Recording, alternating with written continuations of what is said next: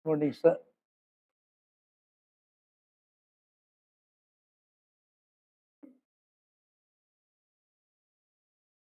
Sorry.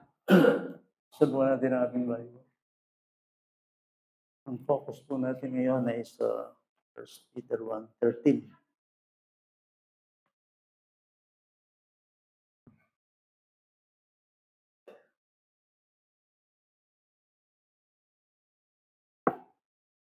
First Peter 1:13.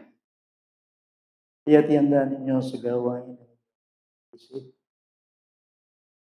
susupilin ng inyong sarili at ilaga ang inyong pag-asa sa biyayang darating sa inyo. Kapag inihayag na si Yesu Kristo. Let's pray po. Salamat po sa inyo, Panginoon, sa pagkakataong ito muli. Tinuturing namin ang pribileyo na kami bigyan mo ng oras para sa inyong salita. Hindi man po kami karapat-dapat, pero dahil sa sagana ang inyong biyaya, narito kami nakakapagtipon. Karapatin po ninyo na kitungon nyo kami, Panginoon, sa inyong salita. Inyong salita na siyang nagpapalaya, bibigay ko sa mga anak mo na inyo umaasa. Sa pangalan ni Jesus. Amen. Yung aking title ay medyo kakaiba for the first time. Kailangan. Pero bago yun, gusto kong magtanong, first time ba rito? Naman. Okay. So, yung aking title ay The Importance of Therefore. The Importance of Therefore. Sa King James Version, yung therefore nagiging wherefore. Wherefore. Yung NIV sa ESV Modern Translation. Now, mga kapatid, gusto ko parating sa inyo ito.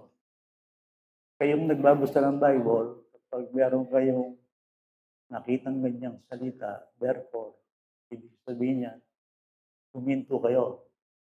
Meron ibig sabihin niya. Pero bago yun, gusto kong banggitin ito sa Tagalog. Kasi Tagalog yung ating teaching. Ang ibig sabihin ng therefore sa Bible natin, yung salitang kayat. Kayat.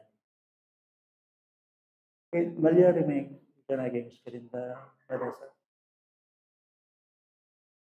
Jenesa. Para malinaw lang.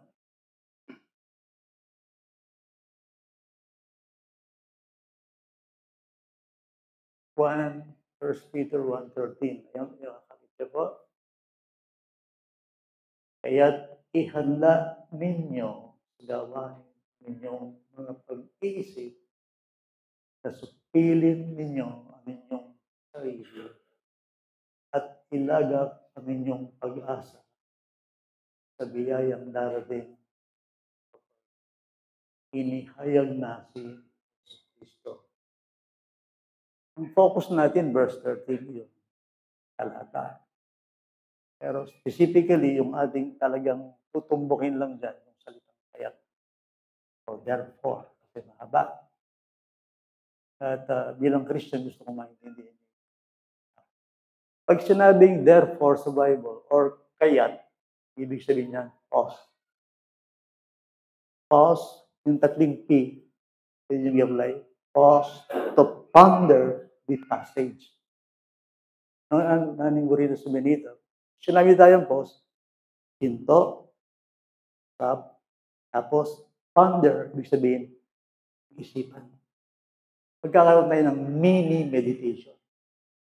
Pag-isipan, hinto, tigil, makinig, pag-isipan ang talata, the passage. 3 P's, nulit ko, pause, to ponder the passage. Okay? Pause, to ponder the passage. Bali mo sabihin yung pause na P-A-U-S-E. Bali mo sabihin pause. Ponder, pagbulay-bulayan, pag-isipan. Then the passage. Ito yung buri na sabihin nita. Yung salitang therefore, ang salitang kayat, yan ay isang salita parang nagbibigay siya. It is a term of conclusion. Ibig sabihin, tiniya. Para intindihan niya. Pagkatapos niyong marinig ang mga dakilang bagay na sinasabi ng Bible tungkol sa Diyos at yung ginawa sa inyo, ano ngayon ang inyong reaksyon? Kaya nga salita, kayat. May parang lalako na Genesis. Okay.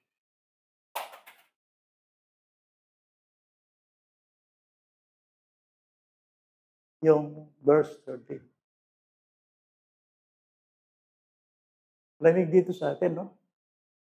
Galing ako sa Betis, eh. So, mainit-init doon. Nandun pa tayo sa ating old chapel, mababa, sitting. Medyo mainit-init, kaya nanilibag ako dito. Lamig. Trap, no? So, kaya't ihanda ninyo. So, kaya't, therefore, inulit ko, it is a term of conclusion. Okay? Ibig sabihin, ngayong marinig ninyo ang bagay nito, anong inyong pasya? Okay? Muli tayong mabiyasa kaya gusto ko yung matuto dito. Sa Bible, hindi muna tayo inuutusan ng Diyos. Gawin mo to, sundin mo to, paglingkuran mo to, yan ang gawin mo. Huwag mo nang ganon. Hindi ganon ang Bible. Ang Bible, bago kanya turuan, sumunod sa Kanya, sa Diyos, makinig ka muna anong ginawa ko sa iyo. That's it. Okay? Kailangan naiintindihan nyo, in Diyos, bayo yung ating paggawa, bayo ka maglingkod, bayo ka sunod, kailangan marinig mo muna, malaman mo kung ano yung dakilang bagay na ginawa. So yung salitang kayat, ibig sabihin yan, reaksyon. Tugon. Conclusion. Pagkatapos ng ginawa ng Diyos, anong gagawin mo sa Kanya? Ginawa. Okay? Hindi yung maglingkod ko kayong gino, sunod ko kayong gino, kaya mo magawa ito.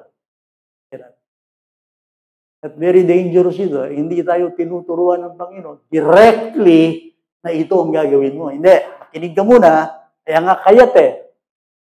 Kaya nga kayat. Therefore, makinig ka muna. Ano baga ang ginawa ng Diyos sa iyo? Buri ka sabihin kay ayaw ba? Buri ko nga intindihan nyo.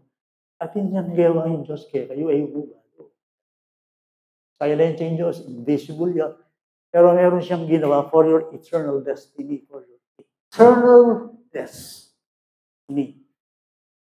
So, salvation. Now, pag sinabi natin kaya, ano ang aking pagbubulayan dyan? Kasi ang mini meditation ito. Sa Panginoon, napakahalaga yung stop, look, and listen. Mahalaga yun. Mahalaga yun. Kaya nga ang Bible sinasabi na one thing is needed. Nakinig si Maria, nakikinig siya kay Jesus sa paanan ng Panginoon. Mahalaga yun. One thing is needed. Kaya ito, sir, kasi tandaan nyo, pagdating sa reliyon, balasuba sa tao. E na, apagkalwatan ng tao, mag-concentrate kay Diyos. E tagawa ito. E kuwagawa ito. Lalo yung masakit kay religion, mag-concentrate kay Diyos. Mas burita mo, gagawa, gawa ng gawa, kaysa aking makiramdam kay Diyos. Kaya maraming tao, naglilingkod sa Diyos, hindi kasama ang Diyos. Iba yung naglilingkod sa Diyos, nakasama mo ang Diyos. Kuha yung point ko? Ating maglingkod kay Diyos, pero kaya din Diyos. Pero may naglilingkod sa Diyos, kasama ang Diyos. That is my point. Ang point ko, higit sa lahat, una sa lahat, naiintindihan mo muna, makinig ka. Anong biyaya ang ginawa sa ng Diyos bago ka gumawa sa Kanya? Let me repeat that. Bago ka gumawa sa Diyos, kailangan maging malinaw sa iyo ang ginawa sa iyo ng Diyos. So yung salitang therefore, yung kaya't parang reaction, response, or conclusion, sinasabi ng Bible. Yun. Ano ba ginawa ng Diyos? Ating kayong scripture reading. And then, yung binigay ko sa iyo, okay. Pasensya na niya, kalimutan ko Chubetis. Alas signal ka rin. Hindi ako may kapag-text check at ang time. Pero ikuha mo na. Thank you. 2 Peter ba? Pasensya na, alas 8 na kami text. Sa Betis ako, contact ko ng contact sa'yo. Hindi ako makapag-agulan. So, nakarating. Now, yung scripture reading kanina na binigay ko kay Vanessa, kay Janessa, scripture reading, 2 Peter yon, chapter 1, verses 3 to 11. Makasulat ka rin, Akichu. Dahil sa ginawa ng Diyos na ito, actually naman ka rin, okay? Ibinigay niya lahat ng kanyang pangako, ginawa lahat ng ito. Tapos, pagdating ng verse 5, binanggit doon, sino ba nag-isa? Angie? Si Angie? Okay. Pagdating ng verse 5, di ba nakasulat doon? Sabi niya, for this reason, ang sunod natin.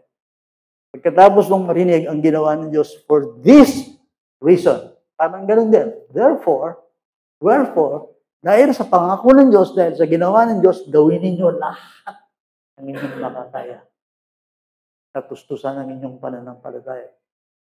So, tuturo kayo kanyan, kay ba't nang gawa ng Diyos? Kay gana-gana nga hindi. Purihan ng Diyos, gawang din kay gana-gana. Panganito, abalo mo, atakman mo, aranasan mo, ang gawa na ng Diyos.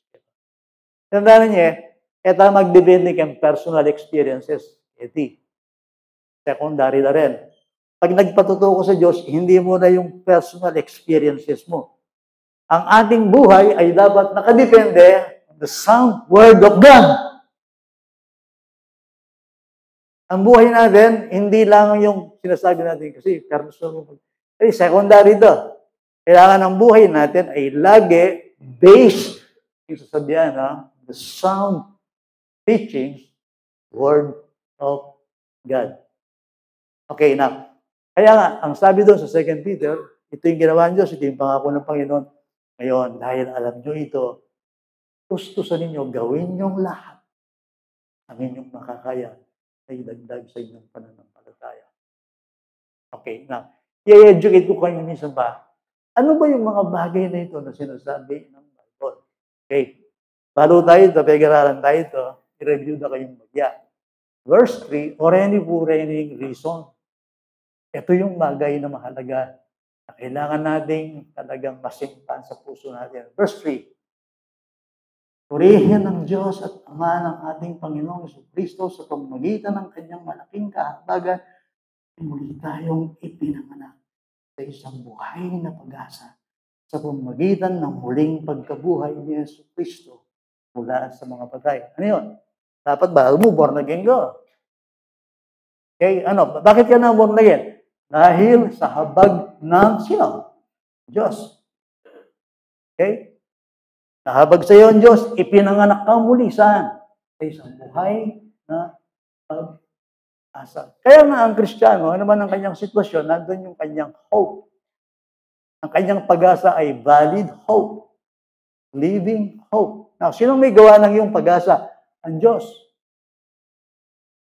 Ginawa sa iyo ng Diyos yun? Yes. Through the resurrection of Jesus Christ. Now, ang tanong doon na yun, and walang with that? Okay, so one.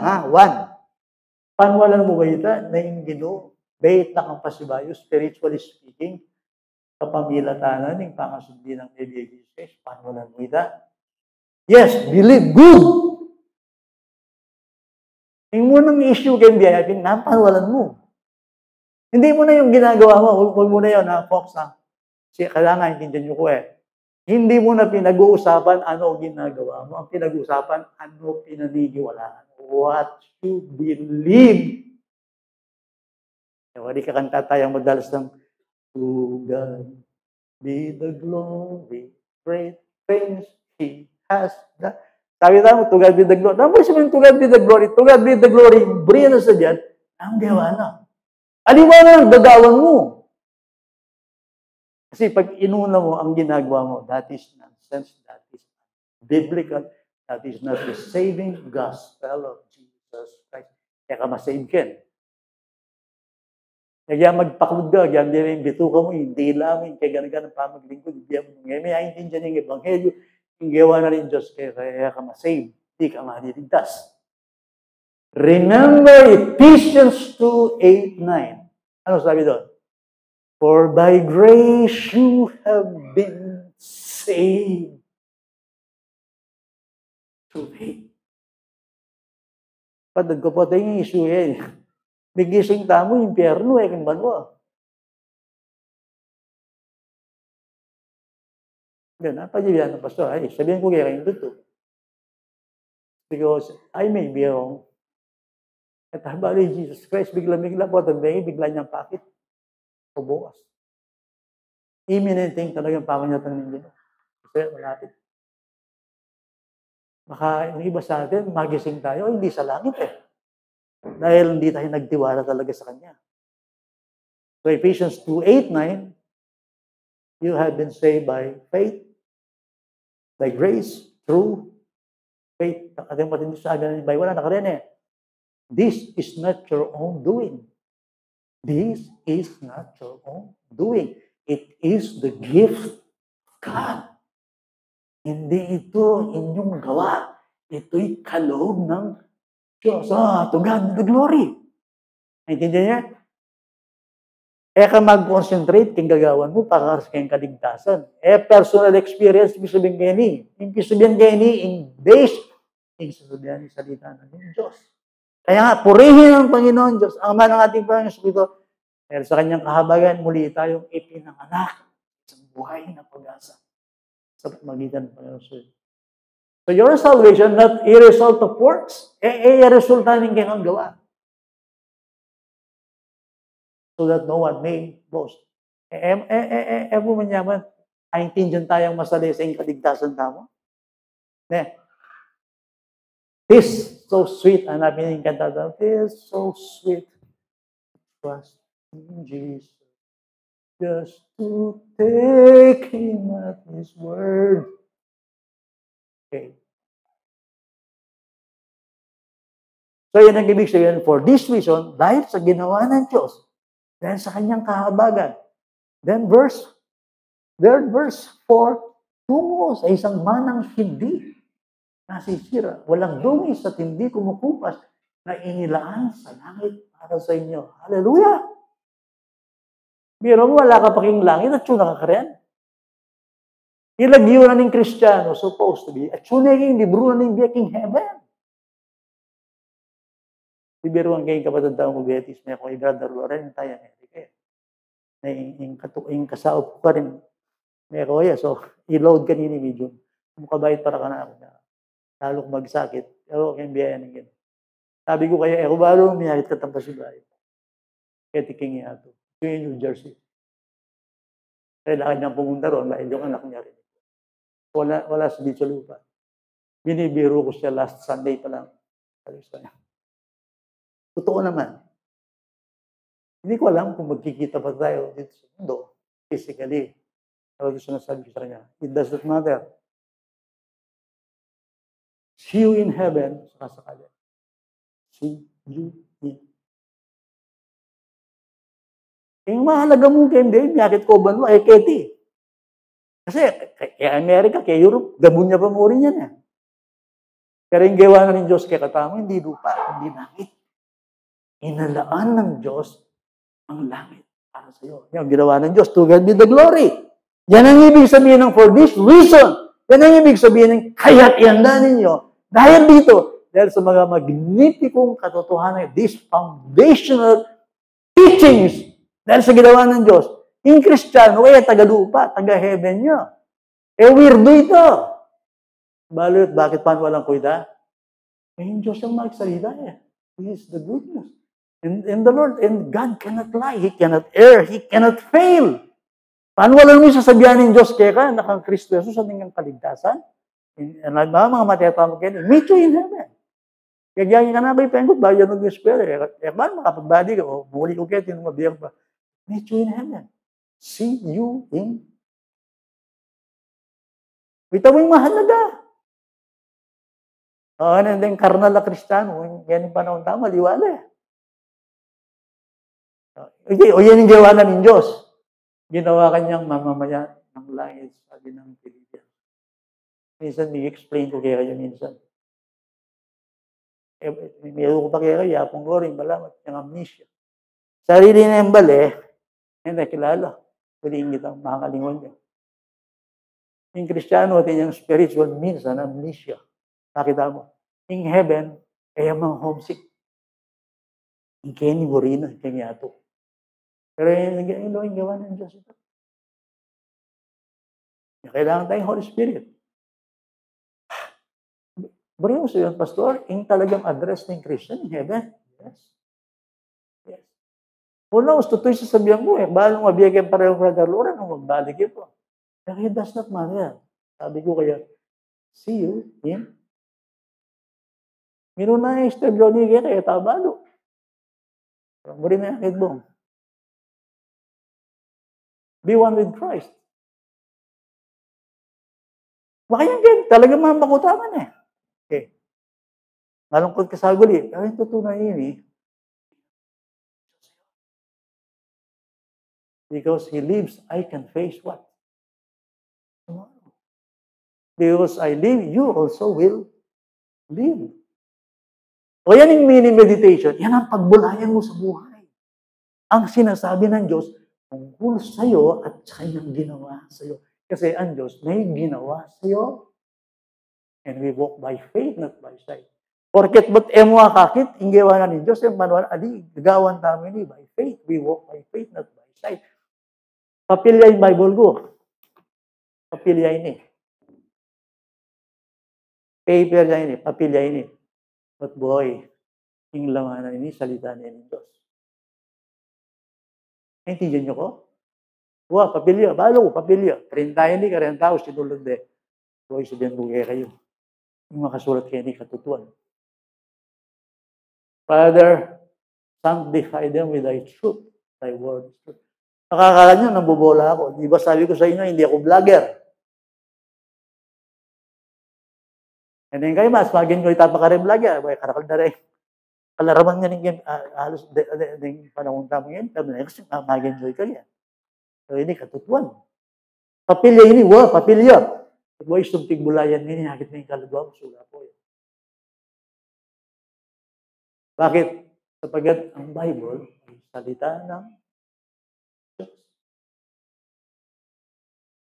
At ang Diyos hindi nagsisunungaling. Tungo sa isang man. Ayan, gano'n mo, sinasabi sa yan. Tapos yung verse 5, na sa kapangyarihan ng Diyos ay iniingatan sa pagmagitan ng pananampalataya para sa kaligtasan na nakahandang ipahayag sa huling panahon.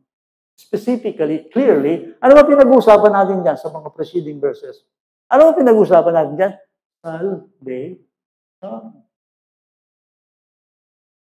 Sa isang word, pag sinabi na, ano ginawa ng Diyos sa akin? Ang ginawa ng Diyos, alam mo, ang ginawa ng Diyos sa'yo? Sa isang word,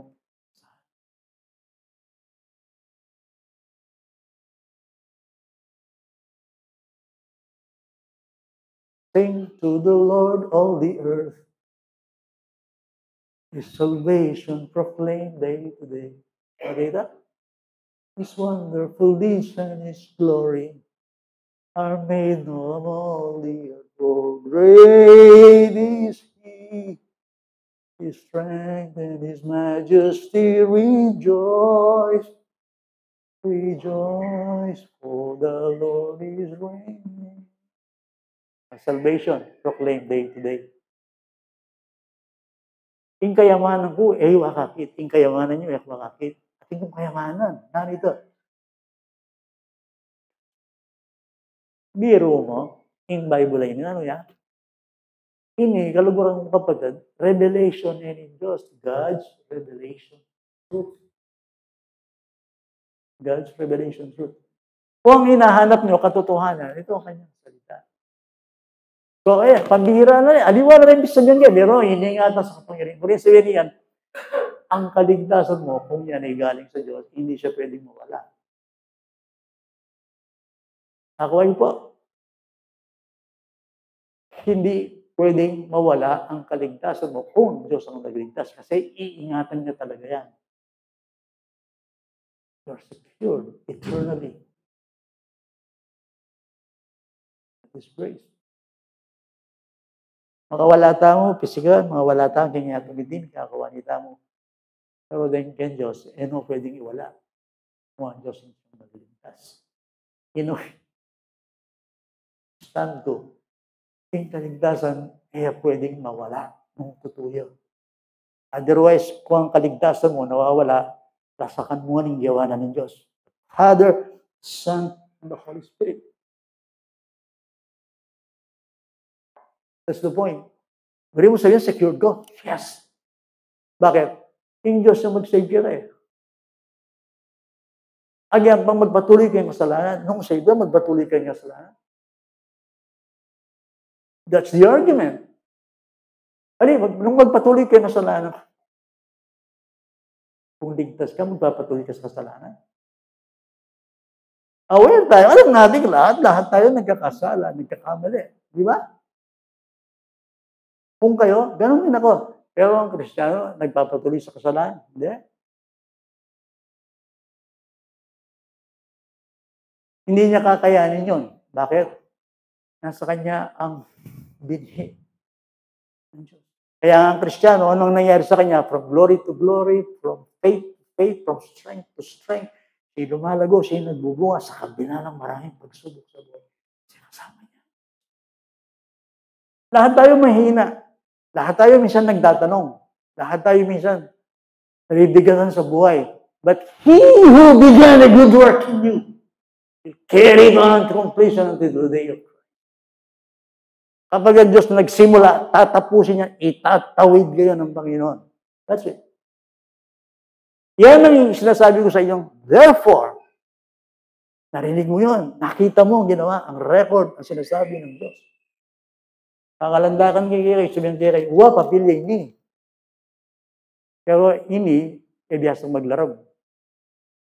God so loved the world that He gave His only begotten Son, whoever believes in Him should not perish, but have everlasting life. Totoo ita? Na ang sino mang sumampalataya sa bugtong na anak ng Diyos ay may buhay na walang hanggan. Totoo yun? Kung di nyo pinaniniwalaan yun, ginagawa niyang sinungaling ang Diyos. At meron bang Diyos na gano'n? My friends, sabihin kayo po kayo, meto nga imposible na yan na pwedeng agawa ng Diyos, lagyan Diyos yan. It's to lie. Hindi niya pwedeng gawin yun. He is holy. So, yung makasulat kayo ni, totoo? Yes. Merong eternal life. Merong buhay na susunod. Merong resurrection. Merong second coming. Merong judgment day. Merong eternal fellowship with God, the Father and His Son. Do you believe this? Hanapin Jesus right. Do you believe this? Pero yun naman yung problema na ng tao, yung puso. Aliwa yung problema na ng tao, mata o bulsa o nano mga. Yung problema na ng tao, wag pang kayong kasulatan is the heart. The heart of the problem is the problem of the heart. Jeremiah 17:9 and 10. Did you catch that? Ikaw ay that? The heart of the problem is the problem of the heart. Yung bulag kayong tao mata, puso. Hindi siya naniniwala sa simpleng sinasabi ng Bible. Salita ng Panginoon. So, totoo ba na ang Diyos? Yes. Kaya nga, sabi ng verse 6, verse 7, verse 6, sa ganito kayo nagagalak. See? Pagkamat ngayon, sa sandaling panahon, ay kailangan ninyong magdanas ng iba't ibang pagsubok. Yung pagsubok, kailangan ng Kristiyano? Yes. Ako, hindi ko gusto yung pagsubok. Pero, disenyo ng Diyos yun sa Christian eh. Kailangan niya ba yun? Yes. Yes. Nakikita ng Panginoon na kailangan mo ang pagsubok, ang disiplina, para maturuan ka na kung sino ang Diyos. Kung bibigyan ka ng Panginoon ng easy-easing buhay, hindi ka matututo eh. Easy-easing buhay, hindi ka matututo. Misa nga, ibibigyan ng Panginoon sa'yo, ayaw mo eh. Yung talagang hindi mo inasam sa buhay mo. Then, ialaw ng Panginoon yun. Pero it does not matter. Bakit? Sa verse 7, upang ang kadalisayan ng iyong kalagayan na mas mahalaga sa gintong nasisira,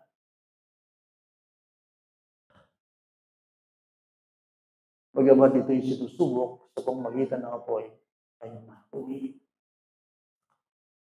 sa kaluwalhatian pagpapakita ni Jesus. Oh boy. At ang balingkal doon, halimbawa, nakakapagsubok kayo bilang Christian, kung ang dating muli kayo, o yan. So, lalo nung tanggapan niya, share ko kayo. Lalo yung ba, Kristo naman yung magpuri kayo. Kapag nakita mo.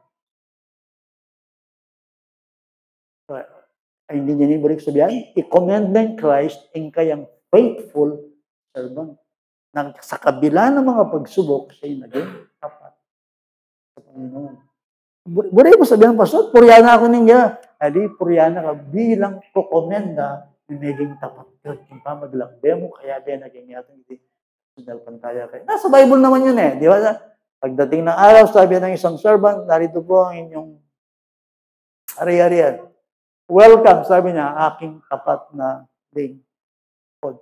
So you see, na kahit ang pagsubok minsan ay nagkakaroon ng kabutihan sa atin, dahil ang Diyos ang nagdidisenyo ng buhay natin. You see, dito yung nagagalak kayo. Parang ginto yan. Ang ginto, di ba? Parang lalo nagiging ginto pag dinadaan talaga sa apoy. Hindi ba? Nakabubuti sa ginto ang dumadaan sa apoy. Anong gagawin ko pag may pagsubok ko? Ako ayoko, nagkasakit ako. Panginoon ko naman ganito. Intindi naman naging sakit ko sa akin, ha? Alam niyo naman, iba ang stroke eh. Pag sinabing stroke, talagang para kang tinirador eh.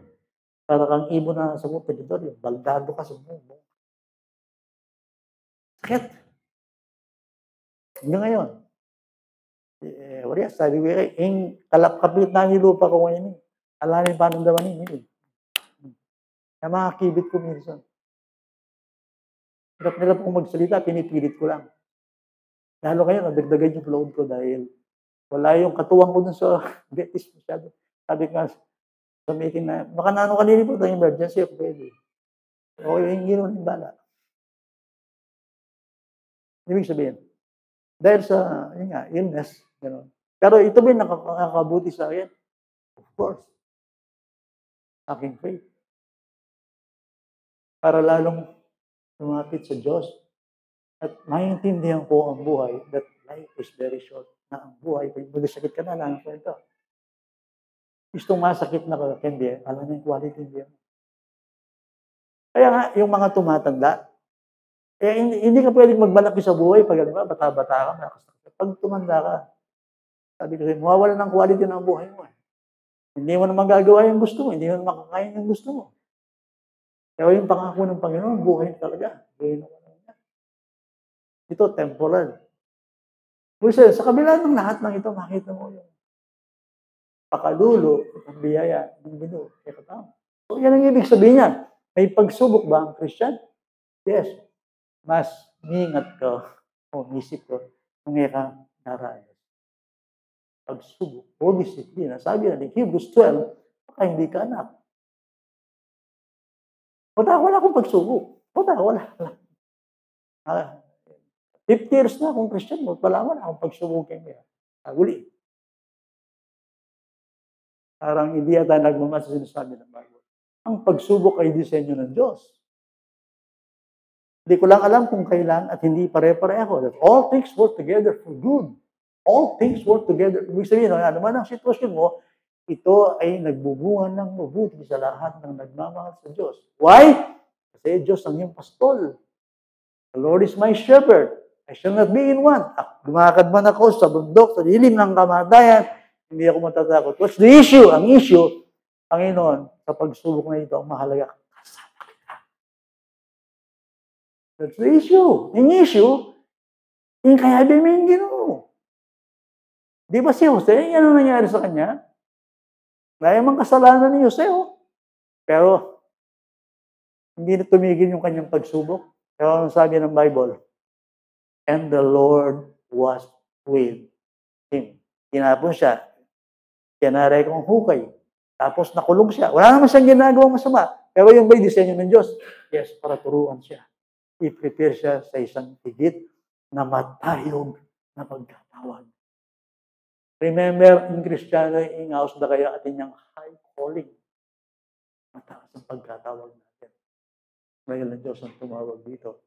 So, anong gagawin ko sa pagsubok? Pwede kang i-break, pwede mong itiwala ang Diyos. Ang mahalaga, Anong ginagawa sa inyo ng pagsubok? Lumalago ako sa Panginoon. Lalong kumapit, lalong lumalalim ang aking pananampalataya. Lalo akong nagtitiwala sa Panginoon. So by nature, totoo yun, walang sino man ang may gusto ng pagsubok. Gusto kasi natin lahat, easy-easy buhay. Kaso, folks, mga kapatid, hindi ganun ang buhay eh. Ang buhay ay masalimuot. Dito natin kailangan.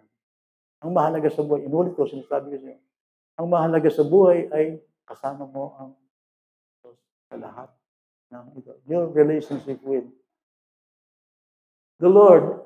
Then, sabi ng verse 8, ito yung definition ng Kristiyano. Ayan, hindi nyo siya nakita, gayon may inyong iniibig, bagamat ngayon ay hindi nyo siya nakikita, gayon may inyong sinasampalatayanan at kayo'y nagagalak na may galak na hindi maipabiwanay at puspos ng kalwalan.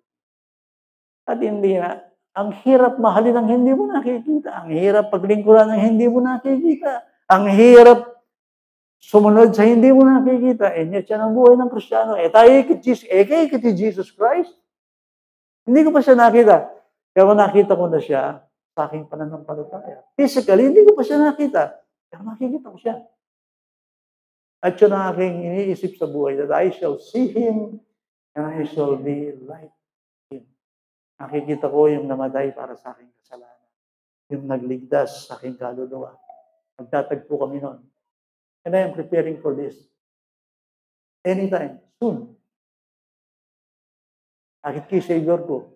Ayan ngayon, hindi natin siya nakikita, pero iniibig natin siya. Yan, that is faith.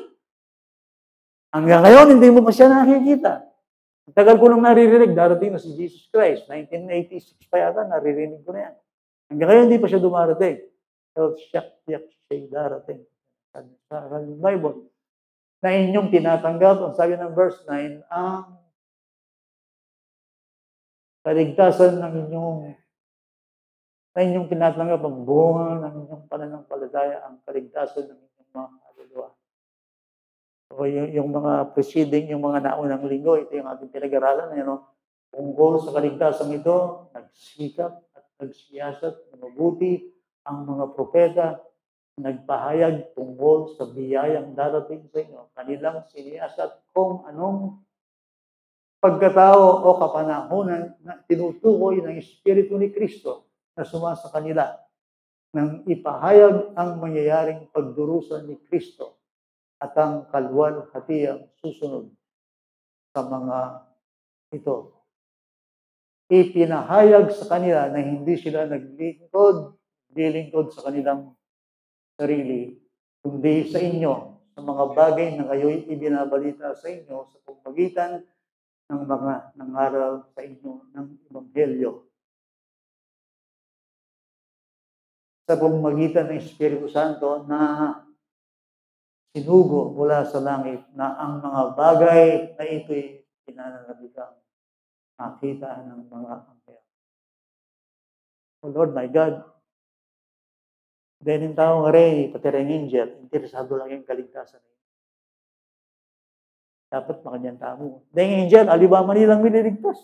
Pero bakit ilang interesado? Kasi masyado yung dakila yung plano. Yung salvation natin, ang tawag dyan ng Bible, great salvation. Hebrews 2:6. Kaya nga, pagdating ng verse 13, lagyan po na yan. Elevated dyan. Elevated dyan. Pagdating ng verse 13, ayan kaya't ihanda ninyo sa gawain ang inyong mga pag-iisip na supilin ang inyong sarili. You see, yung kaya't, therefore, pagkatapos nyong marinig itong foundational teaching, this magnificent truth, pagkatapos nyong marinig, for this reason, for this purpose, because of this thing, dahil sa mga dakilang bagay na ginawa ng Diyos to. Therefore, sabi niya, ihanda ninyo sa gawain ang inyong mga pag-iisip. Ang talagang tinutumbok dyan ni Apostol Pedro sa kanyang pagkasalita, yung kaluwalhatian, kasukdulan, kaganapan ng ating kaligtasan. Na ang ating kaligtasan ay dakila. At gusto ko na makita natin yon. Pedro, magsalita ya tungkol kay katang kaligtasan. Ilang kaligtasan na. Ngini, itong verses 1 to 12, 3 to 12, okay. Paliwanag niya mo kaya yun paliwanag niya mo kaya yun. Dito kasi tatakbo yung ating title. Yung mga talatang 3, 4, 5, 6, 7, 8, 9, 10, 12. Ito yung tinatawag sa Bible na this is the doctrinal section. The doctrinal section. Okay, makinig kayo sa akin. Itong verse 13, hindi pinapagawa ng Diyos yan directly. Kaya ihanda ninyo kasi mabigat yan. Hindi natin matatalakay ngayon. Kaya't ihanda ninyo sa gawain ng inyong mga pag-iisip. Kita nyo yung salitang pag-iisip. Gird up the loins of your mind. Yung problema rin sa Kristyano, malo yung mind. Yan yung panahon na yung mind. Yung mind yung problema. Kanya kalat la rin biyata mo. Kanya masakit yung situation. Yata mo spiritual. Kasi yung mind,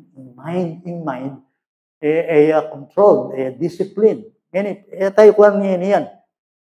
So, dito sa verses 13, 14, 15, 16, ito yung tinatawag sa Bible na the practical. Tingnan mo yung 15, 14. Tulad ng mga masunuring mga anak, huwag kayong gumaya sa masasamang pagnanasa ng inyong kamangmangan noong una. Sa halip, yamang banal, ang sa inyo'y tumawag, banal kayo, sa lahat ng paraan ng pamumuhay, pagkat nasusulat, ay maging banal, sapagkat ako'y banal. Anong ibig sabihin yan? Ito na yon. Dalawa yan. First things first, ang Bible, it lays down first the doctrine first. Nilalatag niya muna kung ano ang ginawa ng Diyos. Anong tawag doon? Yun ang tinatawag na doctrinal section. Ito yung ginawa ng Diyos. Okay? Ito yung ginawa ng Diyos. Ito yung pagliligtas ng Diyos. Ngayon, ito naman ang iyong gagawin. Ito yung tinatawag na okay, malamon tini yan. Okay? Doctrine is inseparably linked with practice. Beri na sabihin nito ang tini yan. Ingkerang panwalan, lagi yang kayabeng kerangge. What you believe should manifest how you live. Kaya tayo iturang kanya. Halimbawa, paano namin gawa ng Diyos? Tinanggap mo ba ang kanyang pagliligtas? Yes, ngayon, ganito ka mamuhay. Ito ngayon ang magiging buhay mo. Ano yun? Sabi niya riyan, gamitan 13, pasbayo. Ihanda ninyo sa gawain ang inyong mga pag-iisip, nasupili ninyo ang inyong sarili at ilagak ang inyong pag-asa sa biyayang darating sa inyo kapag inihayag na si Jesucristo. Practical yan. Sinasabi ng Bible. Okay. Kung meron tayong right doctrine, magkakaroon tayo ng tinatawag na right living. Mo apikawan ni ren. Doctrine, truth, gawa na ni Diyos, ngayon yung pagawa na. Dahil sa kanyang ginawa, ang tulak nito sa buhay mo kung paano ka mabubuhay. Nung naning panwalan mo, yung display na ningerangge. Hindi, inulit ko kasi gusto ko maintindihan niyo ako. Ang Bible, hindi niya tayo tinuturuan, baka niya ninggawan mo, itukyan mo, ninggawan mo, itinggawan mo. Hindi. Ang lagi sinasabi ng Bible, ito yun lang.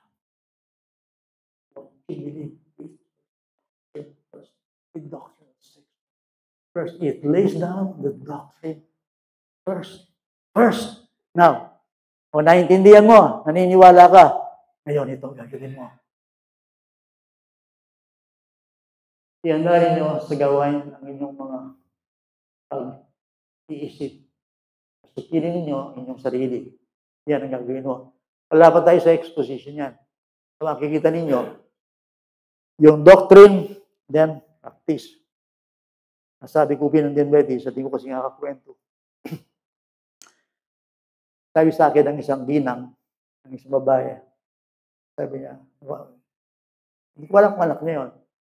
Yung anak niya raw, napakainit sa ministry ngayon. Sa isang iglesia ito. Involved siya sa music. Bata pa. Sabi niya sa akin, natutuwa naman ako kasi mainit siya. Kasi minsan, wow, ano yung panyo ko?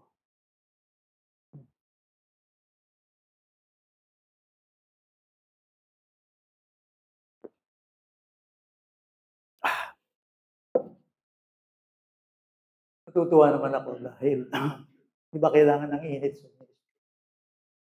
Diba? Kailangan talaga ng zealousness sa ministry, yung mga may init yung miyembro, may init yung mga naglilingkod. Zealous sila.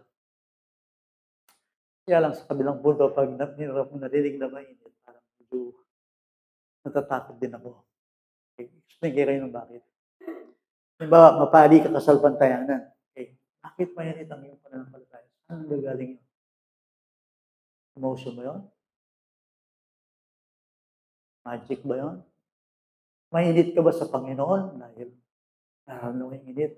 O dahil naiintindihan mo ginawa ng Diyos yun? Tandaan nyo, ang init hindi nagliligtas. Romans chapter 10. Nakita nyo yung mga Israelites, masigasig sila sa Panginoon, but they are not saved. Dito kailangan yung ating practice, pamumuhay, paglilingkod, laging nakakabit at nakabase sa naiintindihan natin sa ginawa ng Diyos sa pagpagitan ng mabuting balita ng Ebanghelyo ng Panginoon. So, kayo rugo, manginayang mag-aral doctrine. Kailangan tayo yung abaloing truth doctrine. Alam ko, nakakainip yan, nakakabon, malalalim. Kailangan tayong mag-aral, naiintindihan natin, halimbawa, yung salitang biyaya, malawak yan eh. Biyaya, malawak yung biyaya. Biro mo, sasabihin mo sa tao, hindi ka mariligtas ng iyong sariling mabuting gawa. Sa harapan ng Diyos, ang iyong mabuting gawa ay parang maruming basahan lamang. Paano kanya naiintindihan? Hindi siya nampal kanyan. Sabi mo sa tao, hindi siya maligtas ng kanyang mabuting gawa. Offensive sa kanya, may pride ang tao eh. Paano niya maintindihan yan? Yet kailangan niyang maintindihan. Bakit? For by grace you have been saved. That's clear. Ati. Malinaw yun, ang tao ay maliligtas lang sa biyaya. Anong biyaya? Pag sinabing biyaya, outside ka doon. Wala kang kinalaman sa iyong kaligtasan. Na doctrine ba yun? Yes, kailangan maintindihan mo yun. Pag alam mo yun, dahil pala sa awa ng Diyos. Kaya balo yung Apostol Pablo, talagang angang ko yung tao ngayon. Sabi ko, Lord, sa nilikha mo ang lalaking ito. Binabasa ko yung kanyang story. Siguro, si Apostol Pablo, isang tao talagang napakalawak ng kanyang naiintindihan sa pagliligtas ng Diyos. Pero balo yung kanyang sabi ni Apostol Pablo, sabi niya, ako'y naglingkod ng higit sa lahat sa kanila. Pablo yung pera masipag. Wala maglingkod. Yung kanyang apostol. Sabi niya, ako'y naglingkod. Basahin niyo sa 1 Corinthians chapter 15. Pero ano sabi niya? Well, hindi ako. Hindi ang biyaya. Paradox. Yet not I the grace of God. Burino sabihin, kaya ako lang nagagawa ang maglingkod, ang maging mainit, ay ibigay ang aking sarili sa Panginoon. Hindi ako hindi ang biyaya ng Diyos. Diba doctrine yun? Dahil sa kanyang naintindihan, dahil sa kanyang doctrine, tungkol sa Diyos, yun ang kanyang sigasig. O, siguro tawling ilusto sa sabihin kaya kayo. Nakakita na kayo ng door frame? Bali yung door frame? Door frame mo. Ito ala na nga ba rin eh. Like nga ba eh? Akala niya may kabit siya.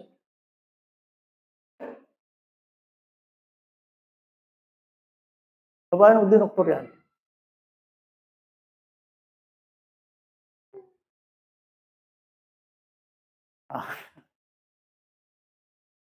So, wala sa standard yan. Like yung standard, yan ha. Sa isang, kakalkulate kayo.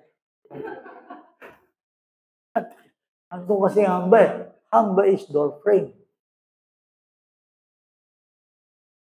Okay. Niyari na ako rin. Pumigagana ka. Sorry. Dito, standard niya, meron siyang door frame hamba.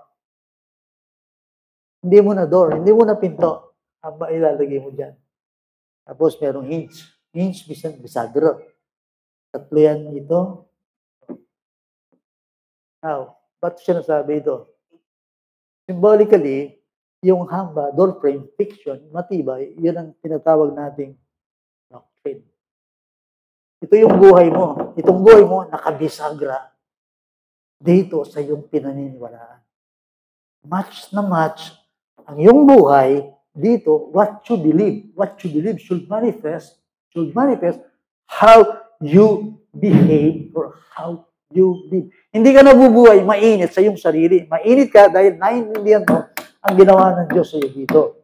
So ito yung door frame, hamba, matibay yan, nakakabit yung buhay mo sa ginawa. So yung ginawa ng Diyos at ikaw nag-iisa, nakabisagra ang buhay mo. Yan ang ibig sabihin ng doctrine and practice. Okay lang yung mainit, good. Okay lang yung activities, pero ay yung kalimutan dugo. Activities ko yung activities, mag-aaral kayo, mag-aaral. At tintahan mo kayo, great tayo kasi aliwanin yung lagyutan ko rin kayo. Tintahan mo statement kayo, pag-aralan nyo rin ito. Paano wala na ng church sa inyo? Review nyo yun, lalo na kayo mga activities. Kayo rugo for activities, maging utak, kalburo kayo. Utak, kalburo. Kasi matulay yung Spirit. Tama yung init, tama yung activities, pero kailangan nakabisagra ang inyong buhay, ang inyong init, ang inyong paglilingkod sa ginawa ng Diyos sa buhay. So, magtatapos ako dito. So, therefore, naglilingkod kayo, hindi sa Diyos. Hindi naglilingkod kayong kasama. Diyos. Hindi natin Diyos ang ministry. Ang Diyos natin ay ang Panginoon. Dalawang klase nagsiserve sa Panginoon. Working for God, saka yung working with God. So, pagsamahin niyo yun, hindi lang puro doctrine. Tisod ko naman ka rin puro doctrine eh. Walang alam kung di i-depends on truth. Ang daming alam sa Bible, ang daming alam ng doktrina at buhay. At pinagbasdan mo ang buhay, ang layo. Laging nagmamatch, what you believe should manifest how you live. How you behave. So, doctrine, hindi pwedeng mag-disconnect sa practice. So, nakita po nyo, magiging right ang ating living kapag right ang ating aral na tinatanggap. Let's pray. So, therefore, sabi ng ating binasa, Panginoon, marami pong salamat. Binigay mong lahat sa amin ang mga pambihirang bagay. Salamat, taglay-taglay namin sa aming buhay ang iyong kapahayagan tungkol sa dakilang kaligtasan. Pinagpapasalamat namin yun. Ngayon, tulungan mo kami ng buhay. Nakabisagra ang aming buhay sa ginawa mo. Tulungan mo kami laging pagbulayan ang mga salita ng buhay, ang aming kaligtasan, ang ginawa mo, ang inyong salita. Totoo, pag mahawak namin ng Bible, nakahawak kami ng parang papel lamang. Yung mga nakasulat dito, yung mga totoo at walang kasinungalingan. Teach us your ways. Tulungan mo kami ng iyong mga daan. Hayaan mo ng aming init, ng aming paglilingkod, lahat ng aming ginagawa ay nakabisagra, nakaugnay sa ginawa mo. Tulungan mo kami magbalanse na hindi palainip, na hindi tatamarin sa mga pag-aaral, mga matatayog dahil napakatayog ng aming pagkatawag. Subaybayan mo kami, Panginoon, kung loloobin nyo ay tuloy po namin yung focus namin sa 1:13 sa susunod na linggo ng kalooban po. Maraming pong salamat sa inyo at aawit po kami ng handog para sa inyo sa oras na ito. Let's sing this song. Meron ba tayong